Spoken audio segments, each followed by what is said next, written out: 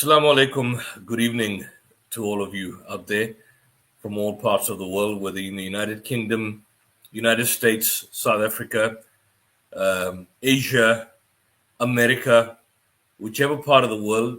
Good evening, good afternoon. Assalamu alaikum. This is a program by the South African Debate Initiative. And today we basically will be focusing on and discussing a situation in relation to a report that was released by the Max Planck Institute for Demographic Research and a separate Barcelona-based Center for Democratic Studies that was essentially looking at the number of conflict-related deaths in this Gaza genocide. This is a Gaza genocide. You know, there are a lot of whites in South Africa that support this because these dirty whites were the same whites that supported the apartheid regime. So I've come across a lot of whites. The vast majority of people who support the genocide in South Africa have been whites. But these same whites need to know that you've got a German institute that is now stating that more than 100,000 people have been murdered by the Israelis. This is a study that estimates a median of approximately 112,069 fatalities for the first 2 years of the conflict. So you're looking at a period of October 7th, 2023 to approximately October 6th, 2025, with a range of 99,997 to 125,915. Yeah, I see there's a message from a chap from the United Kingdom. Sarfaraz, he's more than willing to come in. You can come in, brother Sarfaraz. If you're there out there, you can get that friend, the Zionist, that Muslim Zionist, I forget his name, who supported Israel. Get them now, because now the more and more these facts are coming out, the more we're being vindicated. And I don't know anyone out there who's sick enough and satanic enough to support this kind of genocide. I mean, even these Christian YouTubers, what these people like David Wood and his boyfriend, Apostasy Prophet, or something, chap who calls himself Apostasy Prophet, or whatever the case is, they've been supporting Israel. Now he's been exposed as a rapist. This chap, David Wood, has been exposed as raping 13-year-old girls. This useless David Wood, 13-year-old girls, useless YouTuber, and anally raping 16-year-old. Sam Shamoun was found raping a person who was a woman in ministry. He raped her. I've had dealings with these scoundrels for years who are, I wouldn't say Sam who's supportive of Israel, but David certainly, and his newfound boyfriend, heavily supportive of the state of Israel. They've been now exposed. So the Israeli supporters and the Israeli propagandists have been exposed for the vile vermin that they are. And they're exposing themselves, and we're going to deal with those issues. So coming back to this institution, this Max Planck Institute for Demographic Research, it states that more than 112,000 people have been murdered. They used a pseudo-Bayesian modeling approach, I don't know how that works, to account for uncertainty and incomplete data. And they incorporated information from sources including the Gaza Health Ministry, household surveys, social media, and UN agencies. So the Gaza Health Ministry count, as it stands now, is close to about 70,000. It's much lower than this. You see, they basically accused Gaza Health Ministry of giving inflated status. We now know that the status of murders being committed by the Israelis in this genocide against Gazans are far lower than what the actual figures are. The study indicates that approximately 27% of those who died were children under 15, and about 24% of those murdered were women. Life expectancy in Gaza dramatically decreased, falling by about 44% in 2023 and 47% in 2024. 47% in 2024. That's extremely high. It's like half the population are more likely to die. And since the so-called ceasefire apparently came into commence, the genocide continued. There's something like about 500 Palestinians that were murdered since the so-called ceasefire was announced. So which shows that there's no ceasefire. Palestinians are being killed in Gaza presently, not at the scale that happened during the genocide, but still at a high scale. More Palestinians are being killed now during the ceasefire than more Israeli civilians were killed during October 7th. That tells you a lot. During a point, where's the global outrage? Everybody's gone silent. What's happened to the Muslim world? What's happened to MBS? He goes and meets Trump and he promises him $1 trillion, obviously over a period of time. But what's happened to these Muslim leaders, these scoundrels? I'll show you some of the videos of Jolani being perfumed by Trump, the Fir'aun of our time, and Netanyahu and so on. These are our leaders. Our leaders are down in the dumps. Our political establishment is rotten to the core. Your religious establishment, with the exception of a certain select few alims, are quiet. And of course, your so-called social media influencers, the so-called YouTubers, and those YouTubers, I'd put them at the lowest scale of the ladder in terms of involvement on Islam and on Dawah, etc. I'll put them right down. They basically have gone silent. So I made a point to Muhammad about a week ago that, look, I think it's important. We need to still keep up with these issues. We need to discuss also what's going on in Sudan and other parts of the world. But this is something that just cannot basically be ended. And as I'm speaking, I get the same garbage again and again. These same cowards, these same satanic filth that send these abusive messages when I basically share the StreamYard link and the YouTube link. They don't have the guts to come on. They can swear and send satanic messages, but they don't have the guts to come on this program. I've sent this all in white, Sandri. Come on now. I'll resend it again. I'll resend this again. For those of you who want to join, come and join and challenge me on your position. Come and join and tell me that what I'm saying is wrong. Be bold enough for once. Don't be a coward. We've had too many cowards for a long, long time. And those cowards have now gone silent. If you recall this platform and these programs when they started at the beginning of 2024, end of 2023, we used to get those regular fanatics coming on this program. Now, those cowards are basically limited. They're limited to essentially just sending abusive messages. But we're going to continue. We're not going to stop. We're going to continue. We won't stop at all. We won't stop at all. We will continue in relation to this.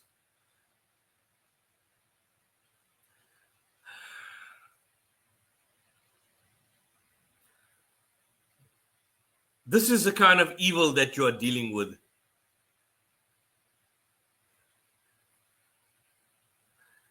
I'm just fed up. I'm shocked at the horrendous messages that, again, this basically shows the type of individuals that we are basically dealing with in a general sense. So now I want to basically open up this report. This is a report which is from the Max Planck Institute.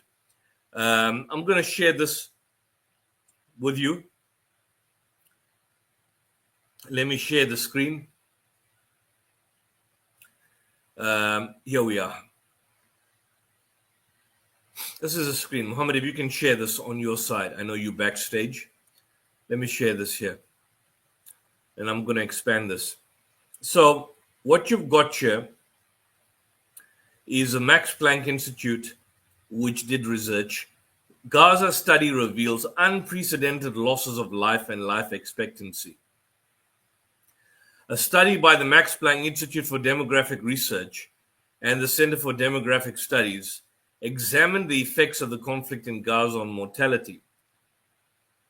Life expectancy has fallen in 2024 to less than half of the level that would be expected without the war.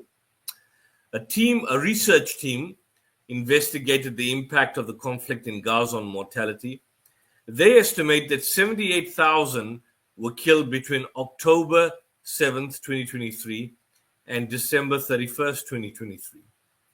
An update of the analysis produced after the publication of the study revealed that the current violent death toll likely exceeds 100,000.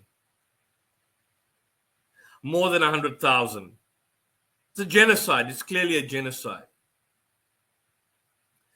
In the methodological study, the research team presents a model that explicitly takes into account two particular measurement errors: the uncertainty about the number of fatalities and the uncertainty regarding the age and gender of the victims, which are not captured in aggregated death counts, because the Gaza Health Ministry is quite specific. So here you've got the life expectancy at birth in Palestine at the national and regional levels.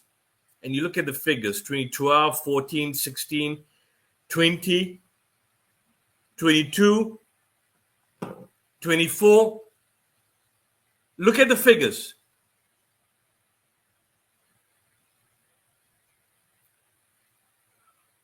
Look at the figures.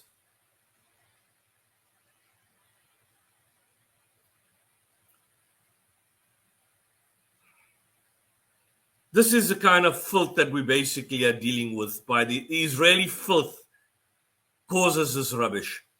The same Israeli filth that sends me these abusive messages cause this kind of murder. So using a pseudo-Bayesian modeling approach, the study estimated that 78,000 were killed between October, and the figures right now surpass more than 100,000. The scientists offer a flexible approach to estimating conflict-related mortality. Advances in statistical modeling make it possible to partially account for the little fog of war. Our estimates of the impact of the war are significant, but probably represents only a lower limit of the actual mortality burden.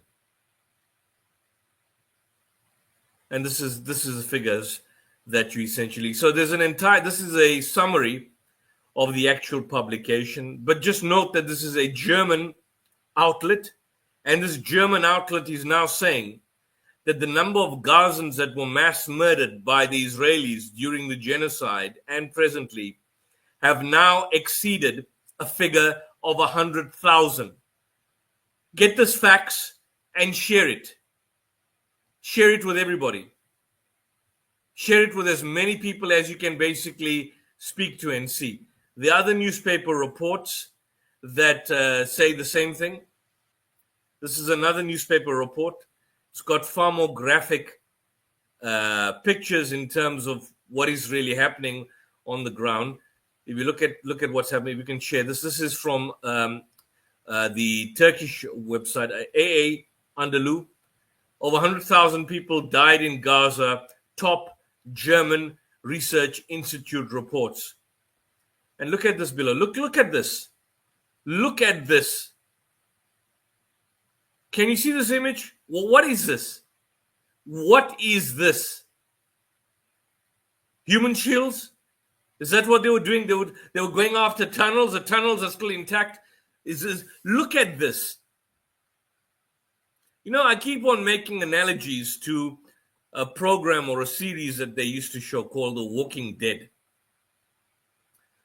about some kind of zombie apocalypse. This is worse than that. If you look at the zombie apocalypse, the houses are still intact. The buildings were still intact. Just the people had turned into zombies and walking dead. This is the reality of Gaza as it stands now. This is the figures. And as it stands now, 28th of November, the UN says staff, civilians are still coming under fire in Gaza, despite the ceasefire. Civilians have to be protected. The UN Humanitarian Office said on Friday that despite a ceasefire in the Gaza, its staff and facilities continue to come under fire. In a statement, OSHA states that, and what's the reason for the ongoing attacks? Explain the reason for the ongoing attacks. And not only that, because we're going to turn to the West Bank. If you look at the occupied West Bank, the killings continue unabated. Updated OSHA figures show that more than 1,600 Israeli settler attacks have occurred since early 2025. This year, and have affected there's not individuals, 270 Palestinian communities. The number of Palestinians injured has now topped 1,000, including about 700 directly hurt by Israeli settlers, roughly double the figures recorded in 2024. Settler violence is continuing, and the Israeli soldiers are aiding and abetting the settlers in relation to what is happening. And this is the point. In Gaza, they're coming under fire. In the West Bank, they're coming under fire. Where are our Muslim leaders?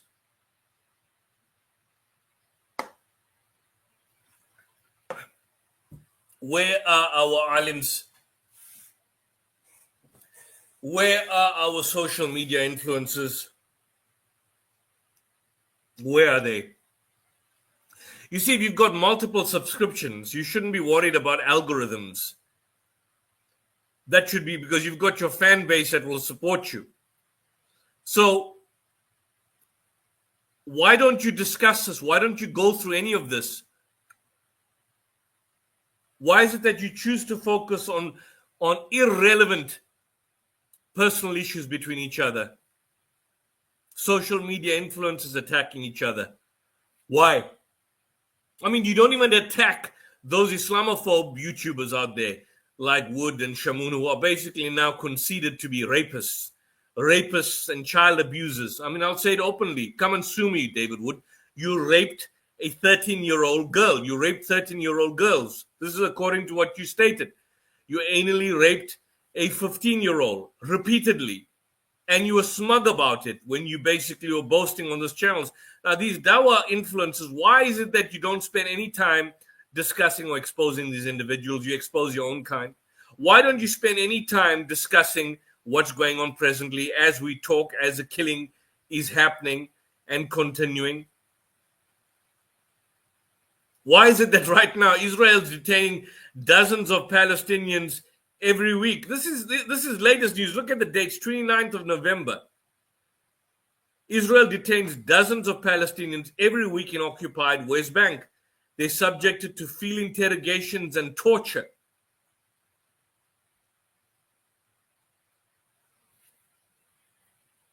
This is an organization, Palestine Prisoners Society.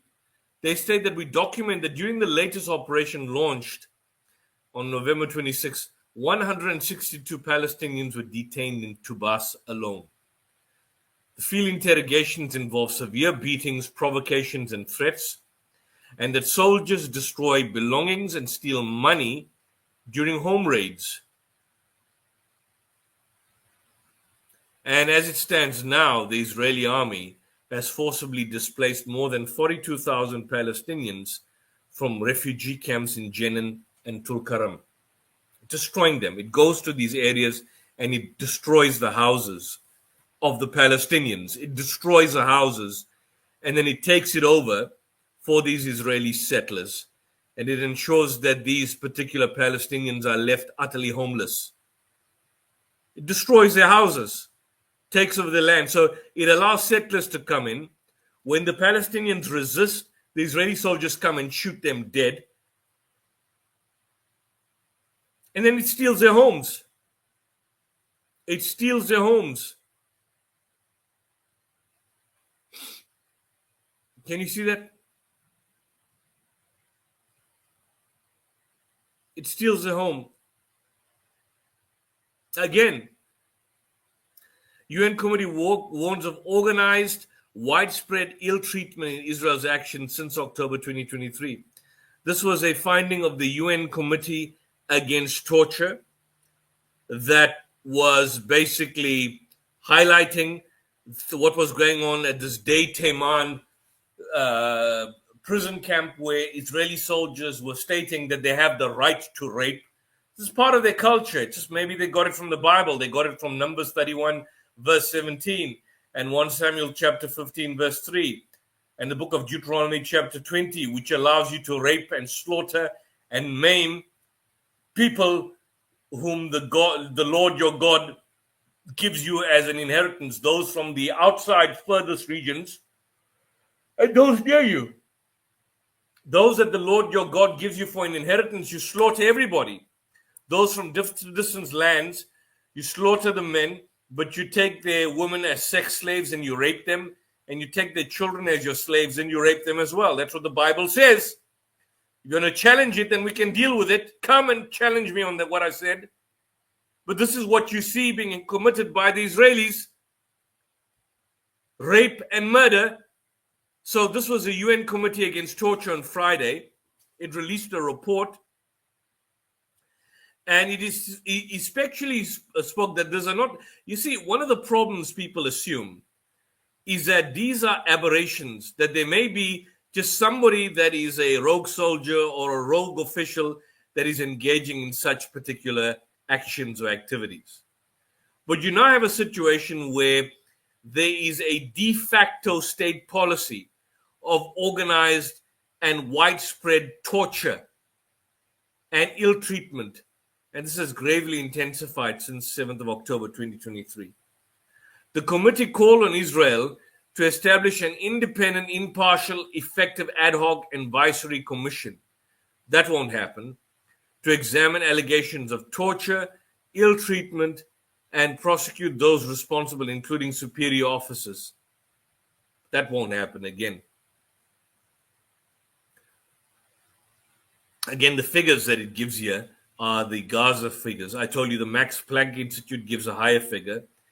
And you've got a situation that more than 170,900 people have been displaced or injured. So what do you do? What do you do in a situation like this? Explain. How do you deal with the situation? And now you've got a situation of extrajudicial killings. Just 3 or 4 days ago, as was reported yesterday, but 3 or 4 days ago, we have a situation of footage of Israeli soldiers executing 2 Palestinians in Jenin, in the Jenin refugee camp. In the Jenin refugee camp. Please, people, come on board. If you want to talk and discuss, you know, it's a coward that firstly, you want to meet me face to face. That's the messages that I'm getting here. But you are not even bold enough to put your camera on. You're such a coward that you're not even bold. Firstly, you want to meet me face to face. You send me messages, but you're not even bold enough. You're such a coward that you can't even come on this platform. You can't even come on this platform, let alone that you don't even want to put on the camera. You know, all those who have come and threatened us, you are so cowardly to even put on the camera, and you want to come and meet me face to face? Who are you bluffing? Who are you lying to? Who are you lying to when you say that? You want to meet me face to face, but you are so scared to put on your camera and even come on this program now. I've sent you the StreamYard link. If you're bold enough to say what you're saying on these messages, then be bold enough to come on this platform. I'll give you a voice, but you won't, because you know you're a coward. And you're so frustrated that all you can do is limit yourself to sending messages and SMSs. Because like the Israelis, you're a coward. Israelis and Israeli supporters are de facto cowards. They can murder and kill and bomb and destroy and mass murder children and send abusive, vulgar SMSs, but they can't come and show their face on a camera. Nor can they even come. Okay, if you want to hide your face. At least let your voice be heard. You're even a coward to do that. You're a coward to even let your voice be heard. You're so sick and satanic. You're a coward to even let your voice be heard. That's how sick you are. You Christian apologists who support the state of Israel, come on board and try and defend Israel now. Come and defend them 2 years later. You're a coward. You won't come on. This is the reality of the situation.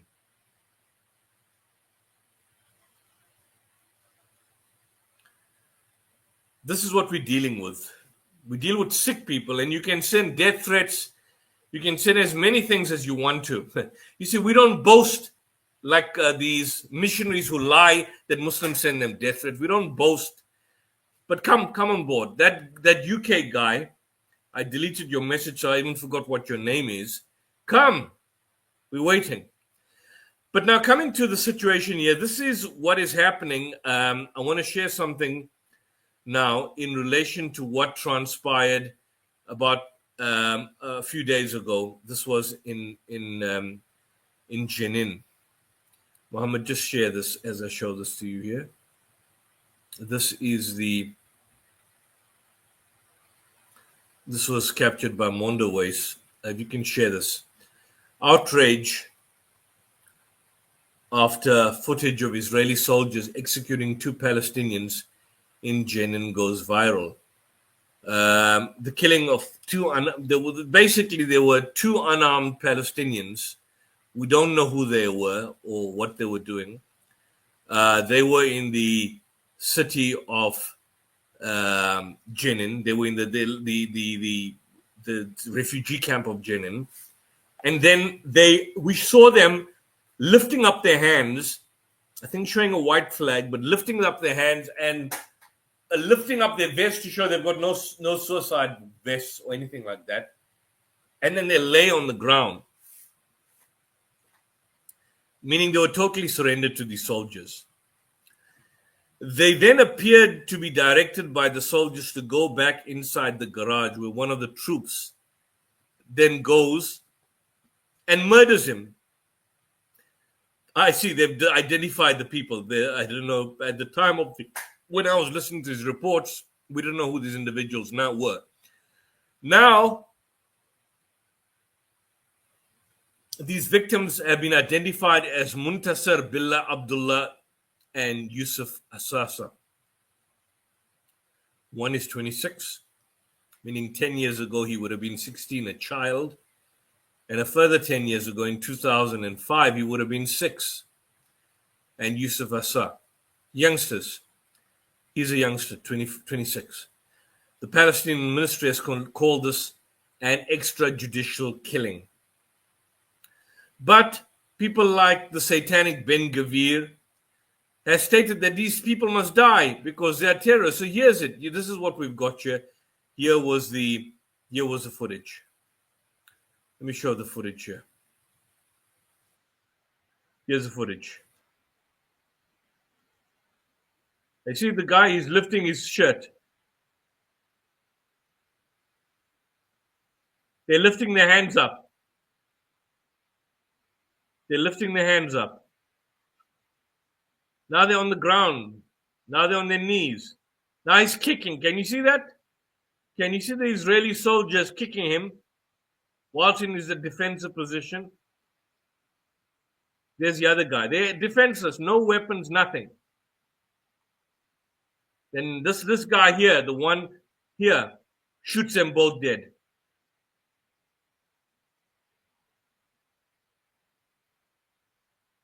And this lorry drops the whole thing on them, on their dead bodies. Can you see that? Now when they go in, now can you see the soldier on the right? He's pointing a rifle at them, pointing an assault rifle at them. They're still awake now. At this juncture, this individual is still awake. These people are still awake and they're sitting. He shoots them. Then they die. They shoot them both. Then they get the crate to drop the entire shutter on their dead bodies. Can you see that? To crush them to death. I didn't see that part, by the way. I just saw the shooting, but this is the first time I'm seeing with the audience the part where they get the shutter and they get the tractor to drop the entire shutter on their dead bodies after they're being shot. Shoots them. Now crushes their body with the shutters. Can you see that? The entire thing collapses on them. crushes them, crushes their dead bodies. Now come here, you Satanists, and defend this evil. Defend this evil. How on earth do you defend this? Explain this to me. Itmar Ben-Gvir basically has received reports of this, and he says they totally support the Israeli soldiers. Now, what kind of assessment or review of their actions will be conducted? None. None. And even though there's totally widespread condemnation by human rights groups like B'Tselem, they said that the execution is a result of an accelerated dehumanization process of Palestinians. And it's reflective of the impunity of the Israeli regime. The UN Office of the High Commissioner condemned the killings. But this is not new. This is not an isolated incident. In 2022, for example, the Palestinian Human Rights Association, they documented 38 cases of arbitrary murder of Palestinians by Israeli forces. Now, we're not even talking about settlers, because the settlers are even more. It's Israeli settlers and Israeli soldiers that are killing Palestinians on the West Bank. There's been arbitrary killings of 38 in 2022. Yet the number of Palestinians killed in the West Bank has risen sharply, with maybe at least close to 2,000 Palestinians murdered by Israeli forces or settlers in the past 2 years in the West Bank. 2,000 murdered. And you see, the thing is, people sometimes talk about the high murder rate in South Africa and so on. Yes, there is. But these are criminal actions. What we are talking about, the distinction here, is murder being committed by the state or state-sanctioned murder of the settlers. This is murder being committed by the settlers. So the killing of the Palestinians comes exactly 2 days after the Israeli army announced the launch of these new kind of wide-scale military actions, which basically happened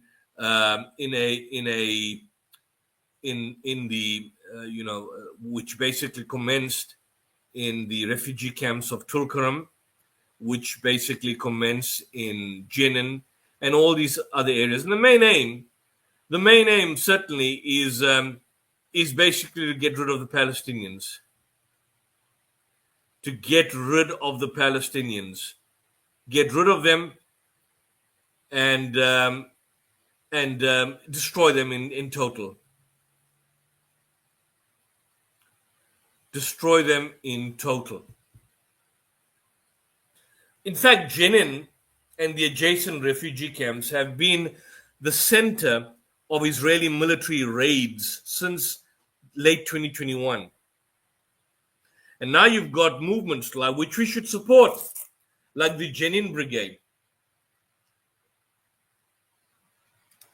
made up of Christians, Marxists, and Muslims who are legitimately resisting Israel's genocidal plans on the West Bank. So at this stage, I may say the one positive thing that is coming out of this, I don't know if you can call it positive, but the one positive thing we can call it is that Israel is losing the battle of public opinion. They've lost. They've lost the battle of public opinion. All their supporters have been exposed as repulsive, vile, satanic vermin. All their YouTube Zionist Christian supporters have been exposed as rapists and liars. Around the world, more people are recognizing the reality of Israeli apartheid and the ongoing genocide of Palestinians. And that shift didn't happen by itself. It happened because people essentially organized, they documented, and they refused to be quiet when power demanded silence. And so when that happens, the backlash is fierce. Like our channel. Our channel has been shadow banned. Our channel's South African Debate Initiative YouTube channel has been shadow banned. Coventry Faith Foundation shadow banned. accounts disappear, social media platforms limit reach, officials criminalize solidarity. So now you've got in the United Kingdom a group like Palestine Action UK. And by the way, if you're listening, I support Palestine Action. Not speaking about my goals from the UK, but I support it. And I'll come there to the United Kingdom and I'll boldly say, I support Palestine Action UK. I support Hamas to the hilt. Of course, we could criticize Hamas on many other issues. If they were to ever come into power, they'd be akin to the Muslim Brotherhood leadership in Egypt for the short period. And there's obviously legitimate criticisms you can make, but insofar as resistance against Israel is concerned, I support them to the hilt. I support Hezbollah to the hilt. Palestine Action UK is not even a terrorist organization. Why would someone like your Home Minister, who was once upon a time a powerful supporter of the Palestinian cause, suddenly want to criminalize it? Why would you go and arrest? I mean, doesn't it say a lot when you arrest 82-year-old, 85-year-old grandmothers and grandfathers? Does it show that you've got no values, no decency? So for those out there, if you want to help this momentum in destroying Israel, and that's why Netanyahu has basically been mandating that they pay social media influencers up to $7,000. You see, they need money to support Israel. We don't need money from Hamas or from the Palestinian Authority or from any organization to support Palestine. We support them because it's a moral issue. I'm not getting paid. None of our channels are monetized. My channel's not monetized. I don't get a cent. I'm not getting a cent from doing this program. Nobody's paying me. Nobody's paying Muhammad. I owe nobody, anybody, nothing, and I don't get paid by anybody. I don't go and raise money for and on behalf of the Palestinians because I don't know how to get that money into Gaza. The Israelis restricted, unlike other organizations that want to use the Palestinians to raise funds and so on. But how they get the money there is another question. I don't do any of that. All we ask for is get this channel out there. Like and subscribe to our channel. If you want this momentum to continue, to rubbish the state of Israel as a satanic apartheid crazy state, as a state which has absolutely no right to exist, because it has to be dismantled completely and utterly. Be bold enough. You know, everybody asks questions. Do you support Israel's right to exist? Yes, I do. I support Israel's right to exist in hell. I support Israel's right to exist in hellfire. That's where I support Israel's right to exist. So get me on your show, Piers Morgan. I'll be bold enough to say it. Or most of your panelists, some of them who are pro-Palestinian, are too afraid to state an obvious truth. I'll say it there. I'll say that I support what happened on October 7th in terms of the original resistance. I'll expose the fact that the Israeli soldiers massacred the vast majority of Israelis on that day. Get those who will play out your game. So to the viewers out there, if you want this momentum to continue, help empower it. Viewers, support by liking and subscribing to our channels, and by sharing our channels on other platforms, and by clipping our channels, because there's no copyright. You can take anything provided you don't take it out of context. Makes our reporting on the subject accessible. It basically protects our independence, and it ensures that the next story or the next kind of conversation or analysis from the West Bank or Gaza, that next analysis that arms you for hard conversations is continuous and is indeed published and widely shared. So I urge you to do that. If you want to make a donation to Brother Muhammad, I don't have a account that you can make a donation to, but if you want to make a donation to the Commentary Faith Foundation for the excellent work he's doing, do so. But we've never asked for money for this, because we are not after money. We're after truth, we're after justice, and we're out here to basically expose the evil that is basically out there, which is the Israeli state. I may just add that there's an interesting book that I came across recently. It's just been released on that issue, since we're talking about public media relations. It's by Harriet Malinowitz. I think it's a he or she, I'm not so sure, that wrote a new book called Selling Israel. I haven't read it yet. I've seen reviews on it. Selling Israel, Zionism, Propaganda, and the Use of Hasbara.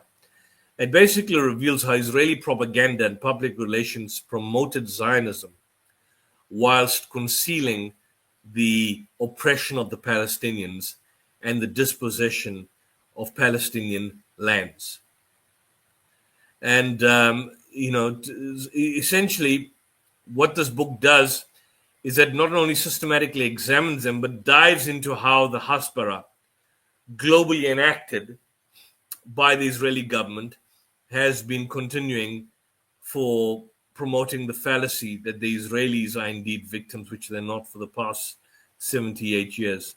So I urge you to get a copy of the book. Let me see if I can share it on the screen. This is where I picked it up.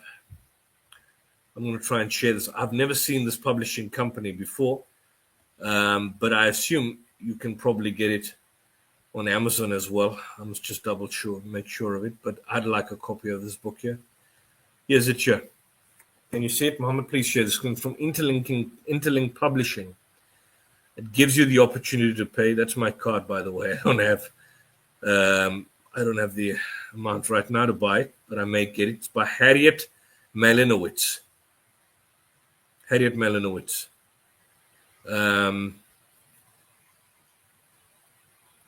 Here we are.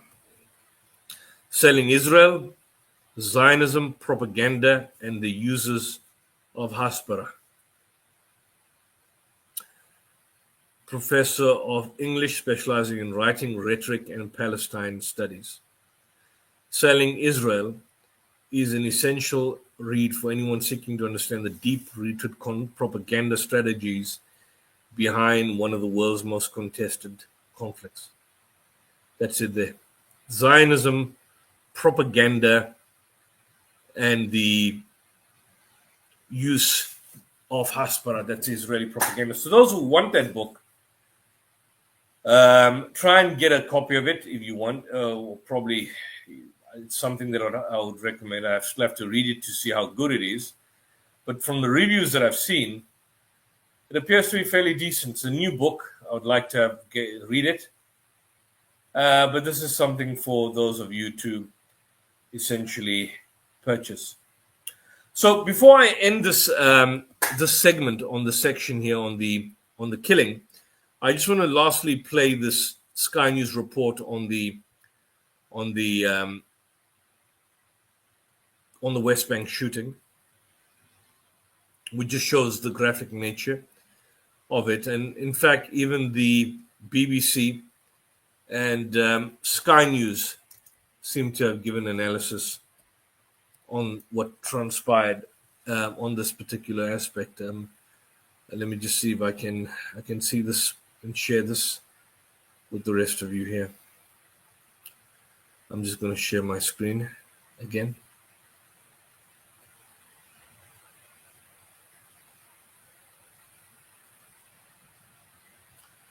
Hope there's no advertisements.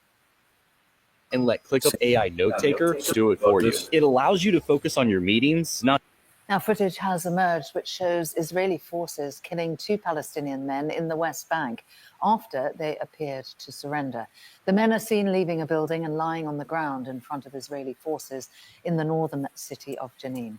Palestinian authorities have identified them as 26-year-old Al-Muntasir Abdullah and 27-year-old Yusuf Ismail. Both men lift their T-shirts, they hold their hands in the air, apparently to show that they were not carrying weapons or explosives. The Israeli soldiers then appeared to order the men back inside the building before they were shot. Our Middle East correspondent Adam Parsons is in Jerusalem and has the latest. As so often, you have a massive schism, frankly, between the two sides, because there is outrage among Palestinian communities at what they see as an extrajudicial killing by Israeli forces. This was carried out by the Israeli border police who actually operate under the auspices of the IDF, and there were Israeli military troops there as well at this moment. This was all part of a very, very big series of activities in the Jenin area, which has long been a scene of tension between Israel, which of course occupies the West Bank through its military, and Palestinians who have pushed back against that occupation. So Israel will describe these people as having been terrorists. The Palestinians, I'm sure, will push back against that, and they will look at that video and say these were people who were trying to surrender at the time, and already a number of legal experts in the West Bank have accused Israel of either an extrajudicial killing or, in some more pointed comments, a war crime by shooting a prisoner who is in the process of trying to surrender. So this has real combustible potential at a time when tensions are high in the West Bank. Now, the Israelis deny all of that. Itamar Ben-Gvir, the very far-right minister in charge of national security, says that, quote, terrorists must die, and offered his... So they don't want to give them a trial. Let's assume they were. But look at the sadistic nature of the killing. They shot them dead. Then they had a crane dump the entire shutter and crush their bodies in two. How sick can you get? Full support to the IDF and the border police. And the IDF has put out a statement. Let me read it to you. It says, the wanted individuals were affiliated with a terror network. You see, again, we have the usual garbage affiliated with a terror net. Why would Sky News go and become propagandists for the Israelis? The forces entered the area which is suspect and initiated a surrender procedure that lasted several hours. Several hours? Did that look like several hours? It looked like a few minutes. A few minutes. And you crushed them. In the area of Jenin, the forces entered towards the suspects, and fire very clearly did happen. The question is the circumstances at the end. The Israeli politicians who are, as I say, cheerleading for this, Itamar Ben-Gvir among them. So, as usual, you have a situation where, I don't know how the BBC's coverage on this was. Video has emerged showing Israeli security forces shooting dead 2 Palestinians after they'd surrendered in Jenin in the occupied West Bank. Israel says it's investigating. Our correspondent John Donnison is in Jerusalem for us. What is it to investigate? What is it to investigate? What will happen? Now, John, what's in this video? Well, Rita, this happened in Jenin, which is a big Palestinian city right in the north of the West Bank. And over the past 2 years, it's seen some of the heaviest Israeli military activity, really, across the whole of the West Bank. Now, what this CCTV shows is 2 men emerging from a building, and they come out with their hands up, sort of on their hands and knees. One of them lifts up his shirt to perhaps show that he isn't armed, and they appear to be surrendering. But then for some reason, it appears that they are sent back into the building.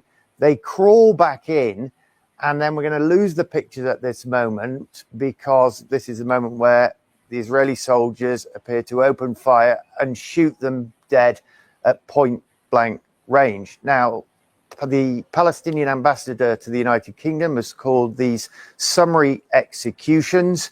Israel, for its part, has said these 2 men... It's not summary executions, it's continuation of the genocide, and normative for Israel to do that. Were wanted men, and Israel's hardline right... So again, BBC falls into the trap of once again promoting Israeli propaganda by saying wanted men. Even if you wanted, who gets to kill them and crush them to death? Wing National Security Minister has defended the operations of the security forces, saying terrorists must die. But both the military and the police say they're going to review the incident. And on first glance, the question is, when these 2 men had been brought out, apparently surrendering, why were they not just arrested, bundled into some sort of police van? Why were they sent back in and then shot?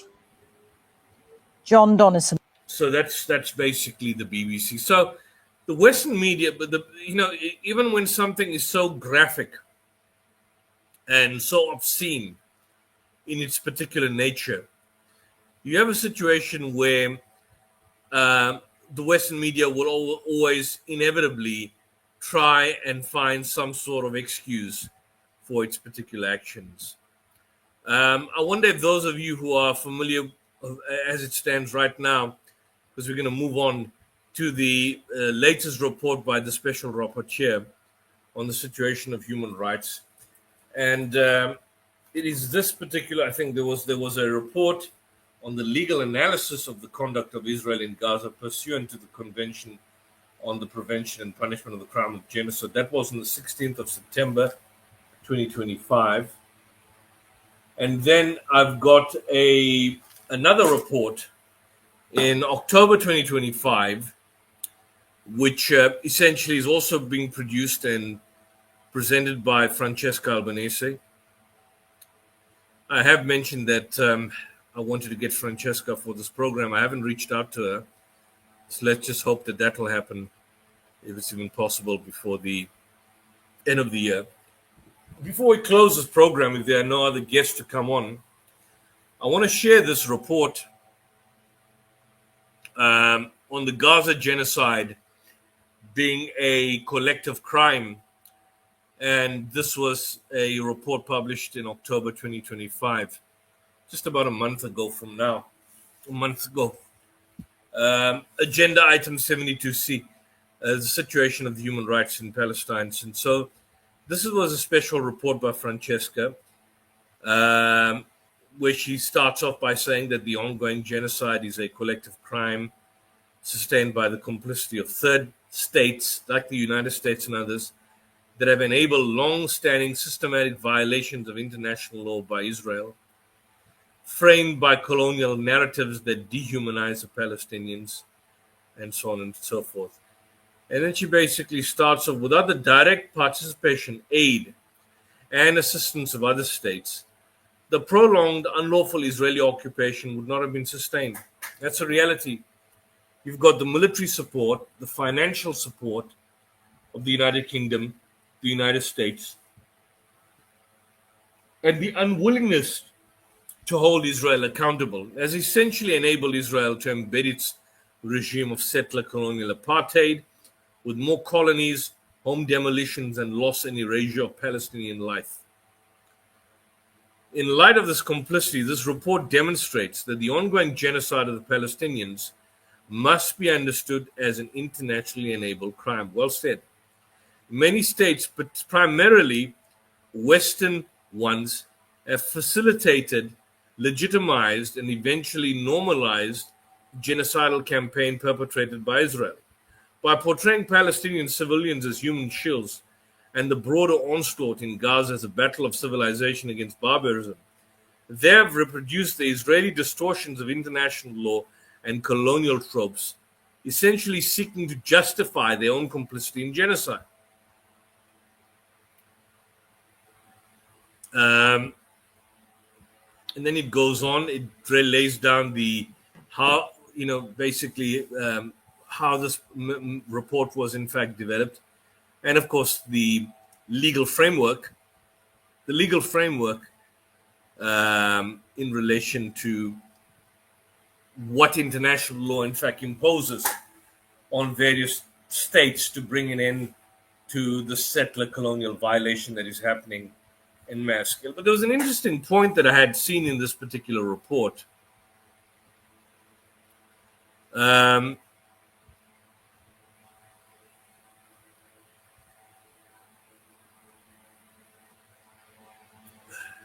Here we are. This is interesting. Following 7th of October, most Western leaders, they still do, parroted Israeli narratives disseminated by state and corporate media, repeating debunked claims and erasing core distinctions between combatants and civilians. You know, the debunked claims were like Biden, the sleepy Joe, senile Joe, demented Joe, repeating beheaded babies. I think Trump repeated the same thing. The beheaded babies myth. Can you imagine that 2.5 years later, it's still being repeated? Still being repeated. Mass rape, still being repeated. The only rapists out there that we see are the Israelis. The only rapists that you really see in the scheme of things are the Israelis, no one else. Let me expand this and make this far more easier for the eye. Where were we now?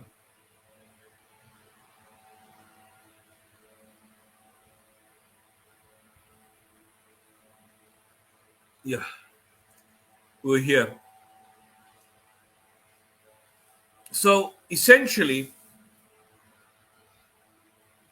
what you have in this particular report is an assessment in terms of what has happened over the past 2 years. So, for example, she starts off on paragraph 14 that the Israeli crimes have increased dramatically. On the 26th of January, we had the famous ICJ ruling.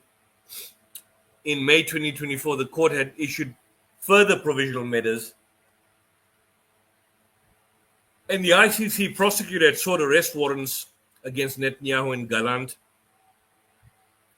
And then in 2024, we've also discussed this, July 2024, the advisory wall opinion, where the illegal occupation was recognized, and the UN Assembly made the point that the occupation must be dismantled by 18th of September 2025. Well, it's quite clear that that was never going to happen. We're now on the 29th of November. And this is the situation. Then the other thing, on 16th of September 2025, hear this out here, because people don't know, wasn't by the ICJ, but the UN Commission of Inquiry concluded that Israel is committing genocide in the Gaza Strip, reaffirming the obligations of all states to prevent genocide. Those developments confirm the seriousness of the breaches of the peremptory norms. And under existing law, the extent of Israel's actions render any distinction between the Israel and the occupied territories legally and practically impossible. So this basic report gives an assessment. I urge you to look at this report. It goes on, for example, to speak about the military assistance. I mean, you look at guarantees up until 2028 of $3.3 billion. You look at the military sales. Military sales. And what happens when Israel purchases money, the United States gives Israel money. And Israel uses that money to pay for weapons, which it doesn't even buy because it's using the US money. So the F-15s and the F-16s and the F-35 jets, all being sponsored by the United States. So effectively, the US government is aiding its military-industrial complex. Look at this. By September 2024, after the genocide had already commenced, the US supplied 57,000 artillery shells, 36,000 rounds of cannon ammunition, 20,000 M4A1 rifles, 13,981 anti-tank missiles, and 8,700 Mk-82 500-pound bombs. 500-pound bombs. By April 8, 2025, Israel had 751 active sales valued at $39.2 billion. Both the Biden and the Trump administrations have enabled this constant flow of weapons, except for a short pause on the delivery of the 500 and 2,000-pound bombs on the eve of the Israeli attack on Rafah in May 2024.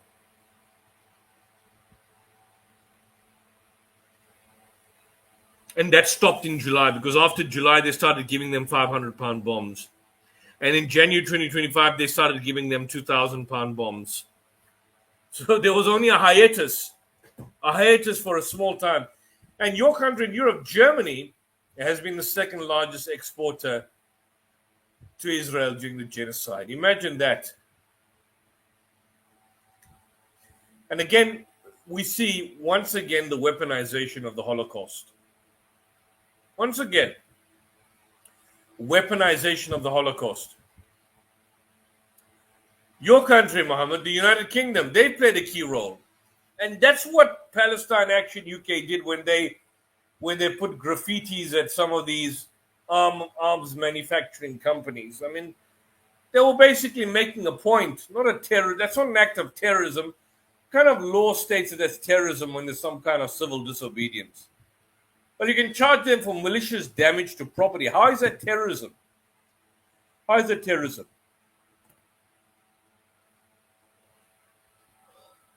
From its bases in Cyprus, the UK has enabled a crucial US supply line to Tel Aviv and flown over 600 surveillance missions over Gaza throughout the genocide.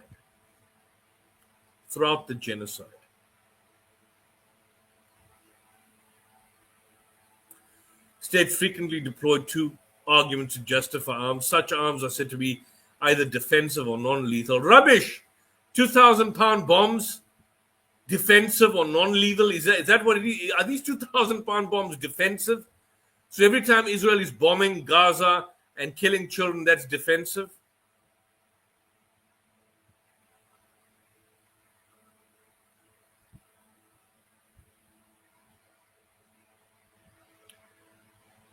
Export licenses.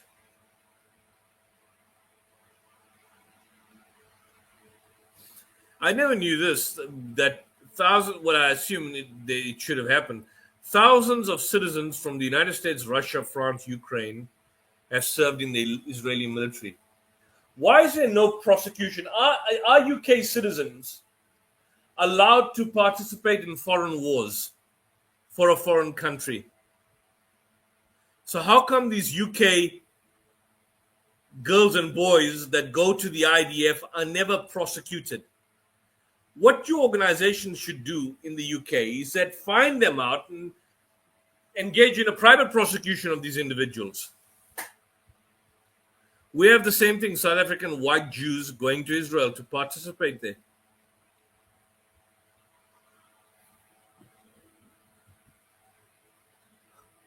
And Palestinians are perpetual guinea pigs. Perpetual guinea pigs, as Anthony Lowenstein, the author of the Palestine Laboratory, states that, as you can clearly see here, the ongoing genocide has enabled Israel to expand the range of weaponry and surveillance systems tested on the Gaza population. As a result, the value of arms exports increased by 18% during the genocide, which exports to the EU more than doubling and accounting for 54% of Israeli military exports. Other significant destinations, including Arab countries, Asia, and the Pacific. Well, those Arab countries that are supportive of Israel. Assalamu alaikum, brother. Walaikum salam. Alhamdulillah wa barakatuh.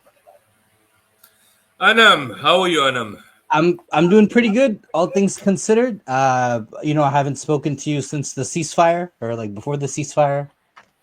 So-called ceasefire. Yeah, Exactly. It's not a ceasefire. Have you seen this report that I'm discussing now? Yeah, and about even the last show also you mentioned that the colonial plan to divide Gaza, you called it, right? Yeah, that's correct. But so, brother, I wanted to, because last time, a few times ago, I had mentioned to you, would it have been better off if we had just accepted Oslo when we had the chance, in 2000, under Bill Clinton, and you said, in hindsight, it looks good and everything. But what I'm just saying is, we agreed the two-state solution is difficult, but despite our differences, I want to try to figure out how do we get out of this awful situation we find ourselves in. Well, I mean, the situation as we find it now, I mean, there's no chance for a two-state solution. You agree with me? I mean, the Israelis don't even want us. You're talking about a two-state solution. Netanyahu has made it clear he doesn't want a Palestinian state. There's never been, from the perspective of the present Israel. I mean, it's one thing talking about the past. We can't talk about 20 years ago. The reality of the situation is they don't want a Palestinian state. That's a reality. I mean, so what do you do in a situation like that? They're killing in a ceasefire that they've had. They've killed now close to 500 Palestinians in the ceasefire. They've murdered them. I mean, you just saw the killing that's happened just 2 days ago, being shot in the West Bank. You must have seen the videos I showed you now. Shot, and then they had the crane crush them with the shutters of the garage. They've been doing that en masse in Gaza. I mean, there's no debate. There's no longer a debate on this issue. This is the problem. I mean, I don't know. I don't even know how anyone could even defend this any longer. I mean, it's reached a point of no. I'm sure this is going to end somehow, but it's not going to be good for the Palestinians. And to talk about retrospective anachronisms is just not going to help, because that's not going to happen. But Netanyahu stated, he says now in the Israeli press, regardless of what Trump or anyone else says, firstly, the story of two Palestinian, two states. Let me just finish this point. The idea of two states is really, I mean, you can't even contemplate it logistically. DOA. Let's assume the genocide didn't happen. DOA. It was reaching a point of no return. But now it's a point of no return. They don't want a state. They don't want a state. Yeah. They don't want a state. So what are we going to do? So that's I'm in the same confusion, you know. First, I don't know how we got. I mean, how did we get here? You know, but and then the thing is, though, despite the fact that Britain and France and Europe is going to recognize Palestine, like, what does that do for anybody to have like an embassy, you know, from some bureaucrat from Ramallah? What does that do? That's hypocritical. I mean, the embassy. Firstly, the Palestinian Authority is a corrupt. But you know, they were once upon a time. The PLO was once upon a time a credible organization. The Palestinian Authority, run by Abbas, is a geriatric, 87-year-old man. He's got no relevance. The Palestinian Authority is a watchdog of the Israelis in the West Bank. They engage in the same amount of brutality for and on behalf of the Israelis. So they are under, the Palestinian Authority are dictating to the Palestinians, but they are operating under the Israeli control. And they're under Israeli autonomy. So they're not, the Palestinian Authority is not autonomous. First, it's a corrupt organization. It's morally bankrupt. The Palestinians don't want it. There's a bigger support for Hamas. Certainly now there's going to be a bigger support for Hamas, both in the West Bank and Gaza, and groups like Islamic Jihad than there ever was. And the Israelis don't want, the Israeli politicians, the Knesset, this is, if you look at the past Israeli governments, as bad as they were, and I'm talking about going back to the Nakba of 48, and then you had people like Golda Meir, who were, the typical James Bond type villains that you basically see. We've reached a stage that this is the worst Israeli government ever in the history of the Israeli state. This one presently we're dealing with. Yeah, it's an extremist. They are beyond reproach. I mean, this is a genocidal, beyond craziness. It's very interesting, because even though in the 70s, right, you can draw a direct line from like these settlers to the government that keeps Netanyahu in power today, but you're right though. Like they and by the way, they are becoming unchecked, because if this hadn't happened, the October War, the 2 years ago, if this hadn't happened, they were trying to pack the courts, they were trying to pack the judiciary. And the Haredi law, like Israeli society has a lot of fissures in it, and their coalition was like very close to collapsing because there was a civil war. People are talking about a civil war happening within Israeli society. Gideon Levi and so on. We're talking about the fact that the judiciary. But I mean, things were crumbling. Things were crumbling. There was You know, like dissatisfaction it's very happening. much like India. You know, like in the 70s, you know, we were a socialist country, and a lot of the lawyers like who founded India were British lawyers, so they had a Yeah, lot of you know highfalutin ideals. You know, like Nehru was very his theses were beautiful, and so then the thing is though now though who runs the country, right? It's these like brigands and vagabonds. You know, people who have no business running a country. The Hindu yeah. nationalists. You know, they just appeal to the lowest common denominator, and they ride the wave to power.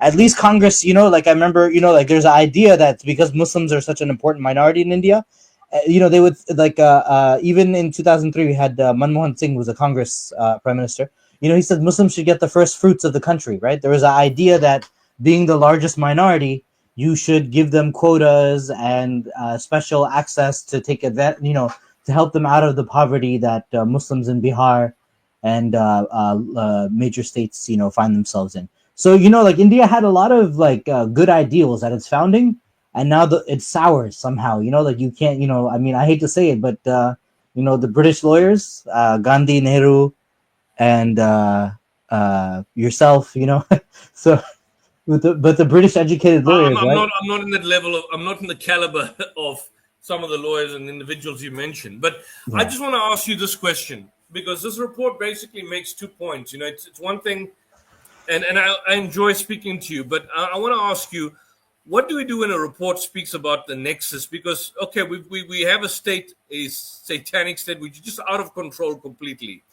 What about the other states? I mean, that have so-called symbolically recognized Palestine, but there's still a nexus where you've got, for example, the complicity in relation to the provision of funds, weapons, fuel, intelligence, Reconnaissance diplomatic. flights. All of that is continuing. It's happening. And now you've got these leaders, these Arab leaders.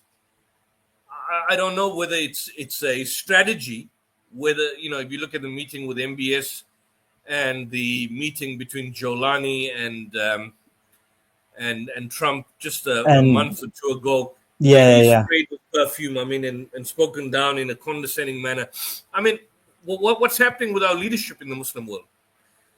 The leadership in the Muslim You world know, is problematic, yeah, highly but problematic. see, I mean, there's definitely, you know, something amazing. Even the Egyptian revolution that happened, I read somewhere that the reason they took who was the guy who replaced Mubarak, the Muslim Talking Brotherhood about guy. Sisi. No, before Sisi though, there was a Muslim Brotherhood guy. The It guy who was actually won. Morsi. Morsi was Morsi, the Mohammed Morsi, right? Yeah, he Yeah. replaced Hosni So Mubarak. he won democratically, right? And Yeah, somehow that's even correct. they removed him, right? And so, but the idea was that the Muslim Brotherhood government, they were thinking of tearing up the peace accord between Egypt and Israel. And so I feel like That's correct. something like that, like, and by the way, Egypt is the largest army in the Arab and Muslim world. So like the fact that they defanged Egypt, and also by the way, they were supposed to freeze the settlements in the 73 and sorry in the 79 Camp David Accords. They had already agreed to that, which was funny. So that was a prerequisite for the Camp David Accords, that they were not allowed to build anymore in the occupied territories. So, which is a joke today, right? Because now there's so many settlements, you can't even remove them. Like You there's a can't whole. remove them. Right? It's too late. It's called Ariel University. I remember I watched a documentary. They have like a major university in the middle of the West Bank. Like it's a whole city, and they're all connected, and it's a bunch of But so, brother, sorry, what was I mean, your but question? the Oslo Accords. Just to make one point on the Oslo Yes, brother. Accords. It didn't resolve, and I'm talking about the 93 and 95 with that I'm period. sorry. Yeah, that was signed in '93, right? Yeah, But then there was the Camp David 93. II in Yeah, I mean, 2000. I don't think That much was of supposed to be the Clinton. I mean, fulfillment. Clinton was the snake. He Snake saved in it the for his grass. last year in office. A president doesn't have It's- any political capital in his last year. But sorry. His Clinton's last year in office would have been in 99, 2000. Yeah. So that's the year when But the he put Oslo Accords Arafat was signed and between 93. Ehud Barak in a room, and he Yeah, like had the yeah. the meeting between him, facilitating the handshake between Yasser Arafat and Yitzhak Rabin, I think happened in 93 around about on the White House lawn. 93. Yeah. Right It was about on the lawn 93. of the White House, by the way, so it was quite historic. But I don't think the Oslo. You see, the Oslo Accords. I wouldn't have. Would you have signed the Oslo Accords? Yeah, brother. I mean, like, sitting here in 2025, like Gaza is destroyed, I would sign it. I mean, like, what I'm saying is, no. You see, here's the problem. Here's the Yeah. issue that at that stage nobody was contemplating 2025 genocide or 2023. The problem is that number one, it prohibited the establishment of new settlements, but in the interim period, for that period between 93 and 95, it allowed for the continued expansion of existing ones. That's the first thing. Right. The second thing is that the aspect of issues like the borders, right, it was Jerusalem, undefined, the rights of refugees. That was never agreed to. In fact, they always told about it that would be deferred to possibly final status talks. There were the agreement itself also prohibited. I think whilst they prohibited the new settlements, they allowed for the expansion of existing ones, which I mean essentially is a continuation of settlements. Because they play this game where they don't renew Palestinian settlements and they renew Israeli ones. The permits. And then in relation to the I don't know, the occupation itself, you can't even build a bathroom in your own house. There was nothing which gave to say, look, if you want to have Gaza and West Bank, you've now got a sovereign country with a fully developed army, air force, air base, land, control of the air, control of the ground, control of borders, and independence. That was never there. So essentially the expansion of the settlements was widely considered to be one of the biggest obstacles to the Oslo Accord not being successful. And I don't know, Bill Clinton in his memoirs keeps on speaking about how well he did or how well he could have done, and they seem to pass the blame on Arafat. There's a lot of things that can be said negatively about Yasser Arafat, but I don't think he was. I don't honestly think he was to blame for the collapse of the Oslo Accords. I don't think he was to blame. I think history has been harsh to him. He was compromised in a later stage, but history has been somewhat harsh to him. Yeah, I mean, but I want to answer. So you asked me about the report, though. I came on your show. I want to give you the report that we just did now. Yeah. So you're saying that the human rights violations are like up and down, like it doesn't have any. Sorry. So what was your? No. I'm saying the genocide is ongoing, but the latest report, and in fact, I don't know if you saw the discussion we had on the Max Planck Institute the Max Planck Institute. Basically, at the beginning of this discussion, it gave figures which are way in excess of the Gaza Ministry of Health figures. The Gaza Ministry of Health states you're looking at something like 70,000 dead. But the Max Planck Institute is saying that something in the range of 120,000 Palestinians have been mass murdered. More than 100,000 plus, because they've got a model for calculation, including possible dead bodies, including mortality rates decreasing, and so on and so forth. So their figures are far higher than the figures that are done by the Gaza Ministry of Health, which is basically ironical because everybody has been saying that the Gaza Ministry of Health was over-exaggerated, but now the figures by these independent parties, including the IDF, is higher than that of the Gaza Ministry of Health, because the Gaza Ministry of Health only looks at figures from hospitals and statistics it gives in actual recorded deaths. And it doesn't distinguish, by the way, between civilian and military deaths. So that's why anyway, sorry, go ahead. But the point is that it gives the overall figure, but it's undercounted. The Lancet, in fact, gives reports of estimates, and these are rough estimates of close to 200,000. So that's a significant figure. I mean, imagine if that had happened in Ukraine by now, what the response would have been. Yeah. I mean, the number of children in Ukraine. I'm just trying to think about, if you look at Ukraine children deaths. I mean, they are. I'm just saying from since 2021, since Russia invasion, I'm just looking at the statistics. Since Russia invasion, the Ukraine deaths, children's deaths since Russia invasion, as of late 2020, November 2025, the United Nations has verified the deaths of at least, hear this out, and think about Gaza, of at least 726 children since Russia launched its invasion of Ukraine in February 2023. I mean, that's bad enough. In any event, if it's one child, it's bad enough. And over 2,200 children have been Right. killed. Contrast that with a smaller land area like Gaza. I mean, it's just insane. It's And just also, the war is absolutely much insane. shorter than the Ukraine war. Well, yeah, the war is much shorter. I mean, it's much shorter. I mean, Ukraine started in, when was the Ukraine war? Ukraine war was in 2022, right? And we're now looking at 2025. Only 726 children have been. And how many? I'm just thinking, how many Ukrainian civilian deaths? I don't even know. And I mean, Ukrainian society, Ukrainian civilian deaths. I think. I'm just trying to see the figures.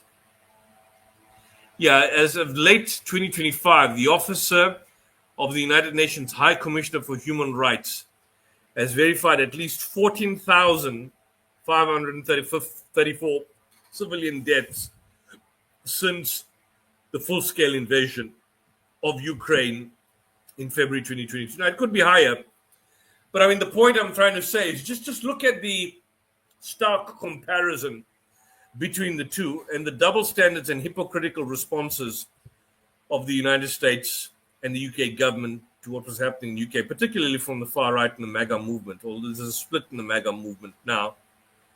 And you contrast that with Gaza. I mean, it's chalk and cheese, really. Chalk and cheese. And I think that's a distinction that you have here between the two. I mean, I don't know. There needs to be more done.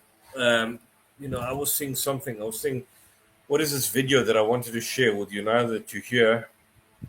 Oh, brother, you're gonna make you watch a video. It's but okay. So just you were showing that video before of the Janine incident. No, not that.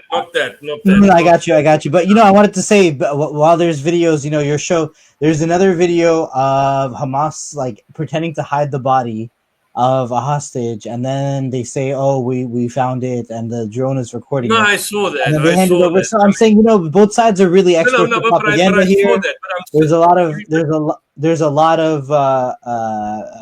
the camera will catch that both have ministries of propagating information. But there's no moral equivalence. I mean, look, I saw the picture, the story you were talking about that picture. I've seen that video. It was in fact even a different area, and about the purported claim that they were looking for hostages. They buried them and then they picked them up, but that was a totally different area, and I've seen that. But I'm saying that there's no equivocation. There can be no equivocation between what the Israelis are doing and what Hamas is doing. Hamas is effectively a non-state actor, and I mean, you've seen the gruesomeness of the Palestinian. They've run Gaza since 2007. They are the state. Yeah, but they're not a state. They're not a state. That's a problem. I mean, they can't. Gaza is not a state. This is the problem people make. Gaza has never been a state in terms what Hamas. Hamas has never had a legal status as a government as such. It kind of does though, like just in the sense that in 2006, this is not funny, it's tragic actually, but Condoleezza Rice insisted that Hamas be allowed to run for elections, and then they won in 2006, and that was very surprising for many people, and I actually cheered them on because I was like, but just like the Muslim Brotherhood won in Egypt. And that guy Mohammed Morsi, he died in jail, so it's like it's kind of really sad how you put your anyway. So anyway, my point in saying this is that they have status because they are the last time an election was held in the Palestinian Authority, they had legitimate control over the Gaza in that way. No, but I think that they need to correct you. The issue is this. I mean, this is just a fact. 20 years Hamas coming on is a election. it's a political movement, and it's a de facto governing authority over the Gaza Strip, which is not a country. Now, the key point that we need to know is that it's a governing entity, not a sovereign state, because if it's a sovereign state, then it would effectively be exercising independent control over the borders, the land, the airspace, the food and water supply, the infrastructure, even the mining rights and the mineral rights within Gaza and the surrounding area. So since it seized power, it's just simply a governing body. Because if you look at the broader entity of Palestine that holds non-observer status at the United Nations, that's associated with the Palestinian Authority, which governs parts of the West Bank. It's never been with Hamas. Hamas has never been the administration, or the Hamas administrative control has never been recognized at the United Nations. So the UN has never, and of course the United States has designated. Well, also just to which is rubbish. So there's also a reason for that, unfortunate reason, right? The 93 Oslo Accords, they made the PLO the sole legitimate representative of the Palestinian people. And so somehow that allowed, Arafat and Abbas, they to be like, like stooges or whatever you want to call them, right? Like figureheads, puppets. I remember when Arafat died, the BBC's obituary of him said he was the president without a state. So that's funny. Like your obituary ends with a joke. Because it's almost like you're the king of your own hill, basically. So which is what he was, and then. But yes, so I agree though that there's no. You're correct. It doesn't have that. But what I'm trying to. Okay. But here's where I want to put. Anyway, I mean, I don't mean to push back against you, right? But the most basic idea of a state is, though, first in political science you have a monopoly of violence. So you're the only one who is allowed to arrest people and execute people and things like that. And then, so that's the first thing a state does, right? Everybody else is a gang, and then your gang is called the police. So just speaking from anarchist terms. So, but then the other thing is, though, what I'm saying is, though, because the Israeli authorities were lulled into a false sense of security, because they allowed the Qataris to come over and hand them suitcases full of cash every month, like 2, 3, 4, 5 million, of cash every month, just to keep their daily expenses going, pay the salaries, pay the school teachers, pay the police officers, because you don't have an economy when you're choked, right? Like, you can't breathe when you're choked. So obviously if you don't have an airport, if you don't have a seaport, like if there's no import export, like, you need funds from somewhere. So they had achieved, what I'm saying was, they've kind of achieved like a normalized de facto state status. And I don't think they did. They can't, because effectively firstly, it cannot be a state if it's under illegal occupation. I mean, up to including 2007 right to now, Gaza has always been perpetually under occupation. Israel could turn off the water supply, it could turn off the lights. Hamas could do nothing in relation to that. Hamas could not even have an armed force. Qatar built the desalination plants, so they have their own water. Yeah, but that too was again under Israeli autonomy. Right. You see, the Israelis could stop that at any given. Hamas never had any independence to engage it. So if, for example, tomorrow, like they did, they switch off the water and the electricity and the lights and stop all food, Hamas could do nothing. Right. That's not a state. No, Hamas had no armed forces. That's not a state. Gaza was still being illegally occupied on the one side, and Egypt controlling the other correct, side. You're correct. So none of this basically fulfills the definition of what a state is. At best, it is just simply a resistance movement, with the legitimate sense, a resistance movement which had some sort of governing control at a limited sense, like a Bantustan kind of governing authority there. But that's not a state. That's not a country. See, when you say it's a state, then it has nation state status, and that's clearly not what it is. So, sorry, just about the October 7th. Right? We find ourselves where, by international agreement, this useless PLO is the sole legitimate leader of the Palestinian people. Yeah, But Hamas's action in 2 years ago actually makes it the forefront of the Palestinian movement. So, absolutely. so we, it's funny. Anyway, I mean, it's not funny. I mean, it's something we have to work with. No, absolutely, it does. It does. It does. And I think as many people have basically suggested it. I mean, effectively, it's a form of political resistance. The main aim, as I've told you, and I think we've debated this whole point before, was that the reason behind the Operation Al-Aqsa floods was to basically get to negotiate a hostage exchange. So they were going to basically take Israelis as hostages, and I think mainly Israeli soldiers as hostages, and then, of course, negotiate that exchange with Palestinian prisoners languishing in their dungeons and Sdei Teman and all these other places. When they entered the southern areas of Israel, where those kibbutzes were, as I think one commentator, Michael Clark, made the point, they never knew that there was these music festivals there. They never knew, apparently, that a lot of them were these music festivals. And then the other point you've got is that when they broke into the gates and entered Israel, it was not entering into a foreign country. It's entering into a land where their forefathers had come from, which was being occupied by them, which they come from. But a lot of criminal elements also came into Israel. There were criminal elements as well that were also shooting, not just Hamas. And because Hamas leadership have made it clear that if there has been any clear violations, they would welcome an investigation. When the arrest warrants were issued, they stated they would be willing to stand before the ICC. If Netanyahu and Yoav Gallant, of course, go to the ICC, they would also go and make themselves available. But clearly, Netanyahu and Gallant didn't. So come October 7th, you have a situation where criminal elements were there.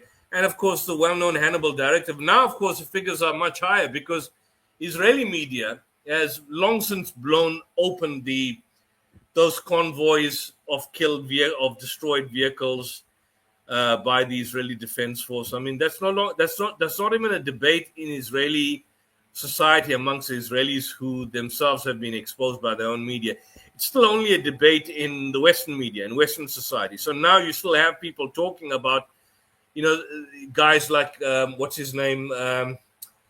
This Israeli propagandist that was quite regular. He was a speaker on Morgan and many of these other chaps. I forget his name. That guy there, Levi, Elon Levi.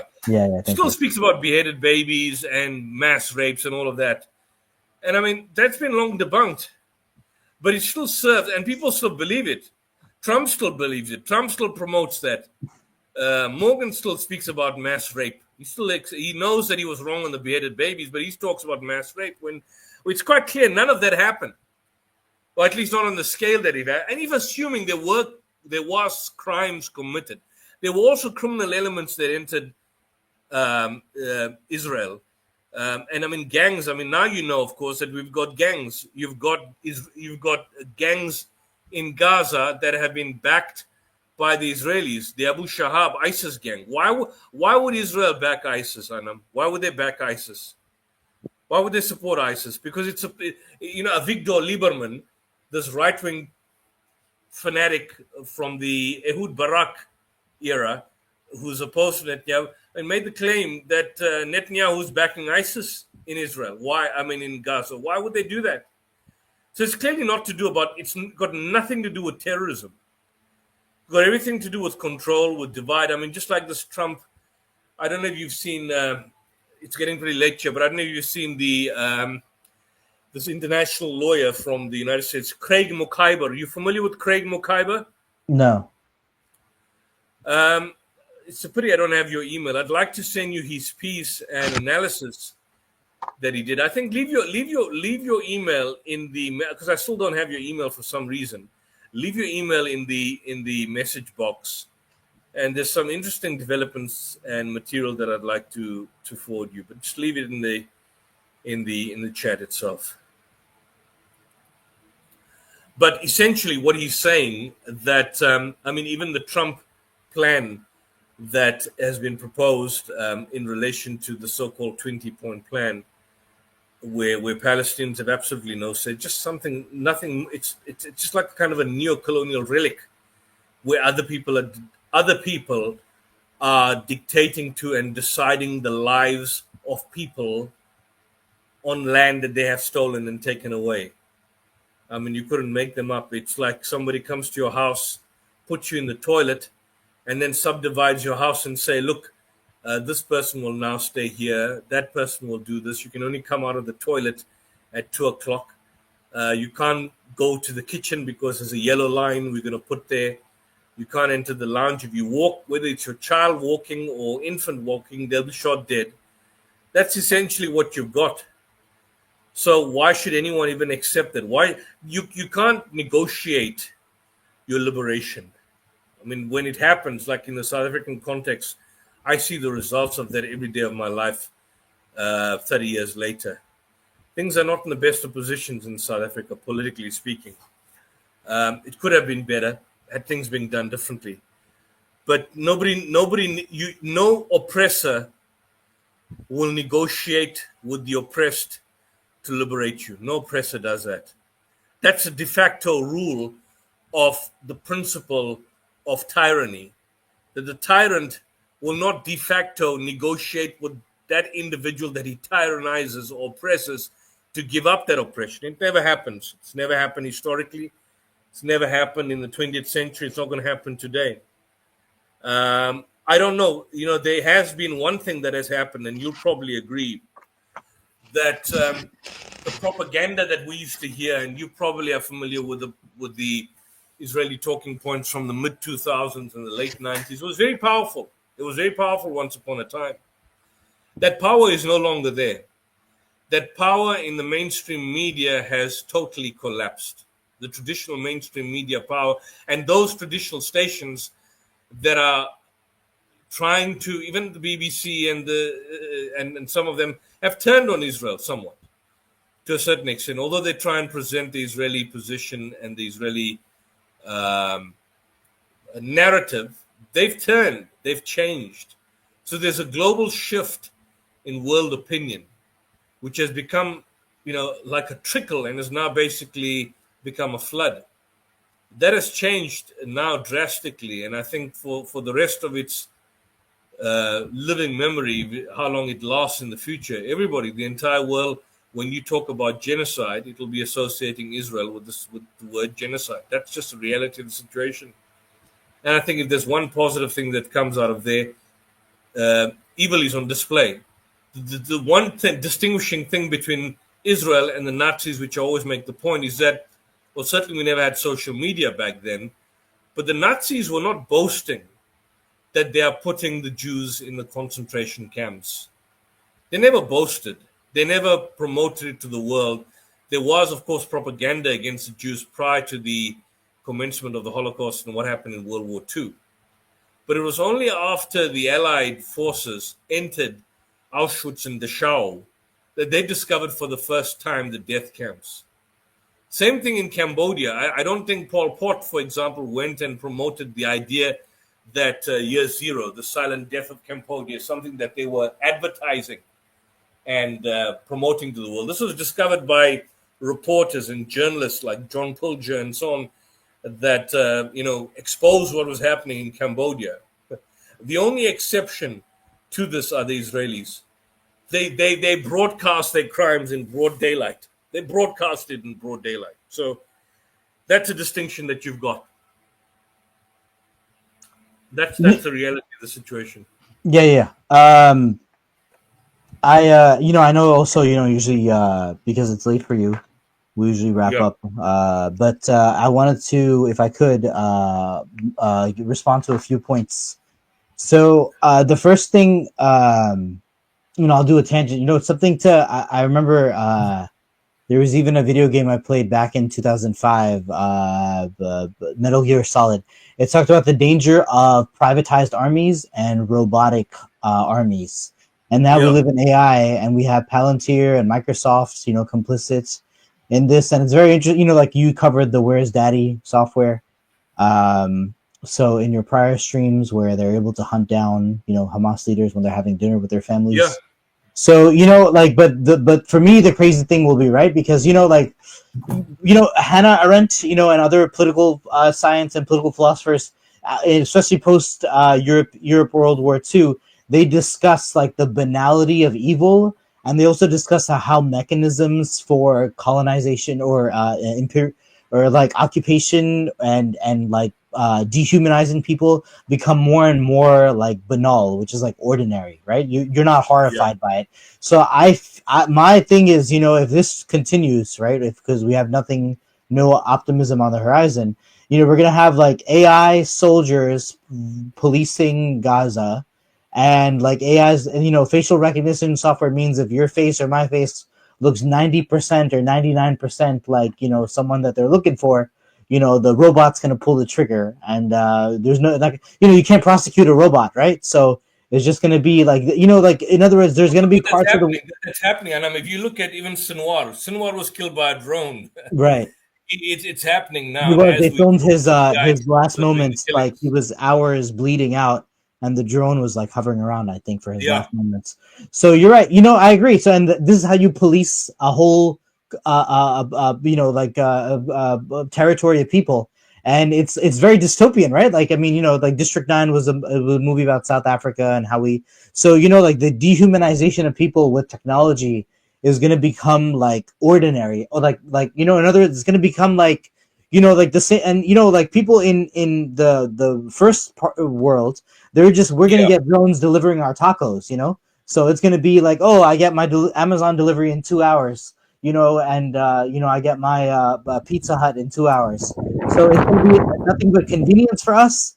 And it's going to be like colonization for Congo and, you know, any part of the world that like doesn't comply with the capitalist order. They're just going to be like patrolled by machines, basically. You know, it's going to be very dystopian. That's my fear. But I wanted to. So this is the future. You know, if humanity doesn't watch itself, you know, we're going to be in like this like this hellscape. You know, hellish landscape. But I wanted to object to you, brother. So when you said, you know, one thing you said, when you said that they crossed the border from Gaza into Israel, you know, on October 7th, and they were just crossing into the land of their forefathers. So here's my thing, brother. So you talk about UN resolutions and human rights conventions and international agreements and international norms, right? So we listed out in 47 that there was a partition plan, and more or less that was agreed to. And now I understand your analogy that if someone says you can't leave the bathroom, and if you're in the hallway at 2 p.m. you'll be shot dead, or at 2 a.m. you're going to be shot dead. You know, like that's not a wrong analogy in any way. But we have all these agreements for a reason.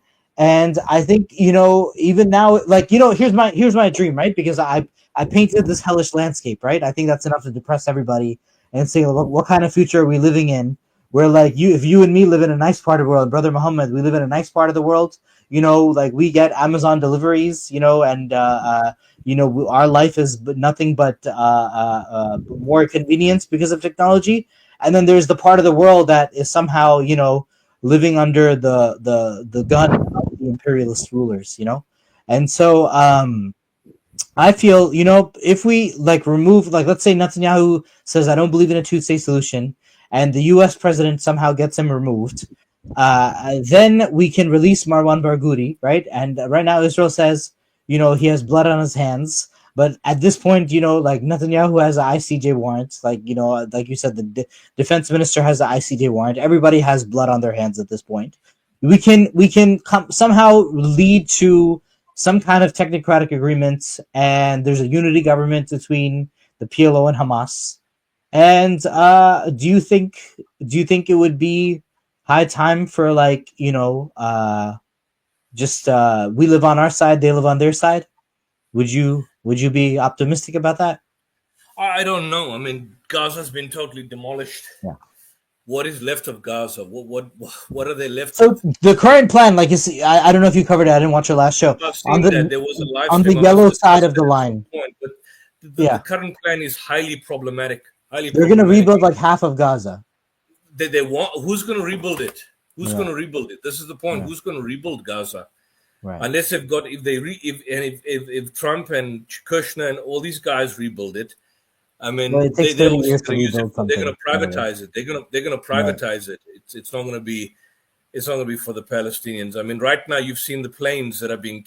I must do an earlier show one of the days where we discussed what happened in South Africa, where these Palestinians were being brought into the country, and effectively by an Israeli Estonian linked to the IDF, basically conveyed and transferred these Palestinians from Israel to South Africa.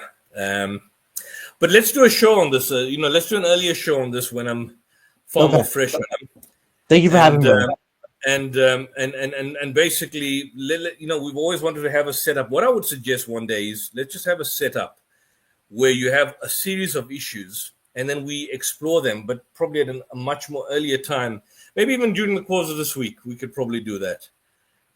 I'll touch base with you, and then we'll look at some of the core issues that have affected the Israelis and the Palestinians over the past couple of years, and we'll take it from there. Yeah. It was a pleasure talking to you, and I hope things are doing better. Salam. Fantastic on your side. I'm going to call it a day, so thanks for that, Anam.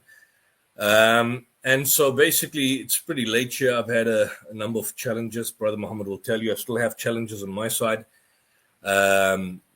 Wife's not been too well, and I need to obviously attend to her. But we'll have this discussion shortly, and again in the next couple of days, inshallah. But till then, this is Yusuf Ismail, on behalf of the South African Debate Initiative and Muhammad from the Coventry Faith Foundation. Assalamu alaikum and greetings of peace.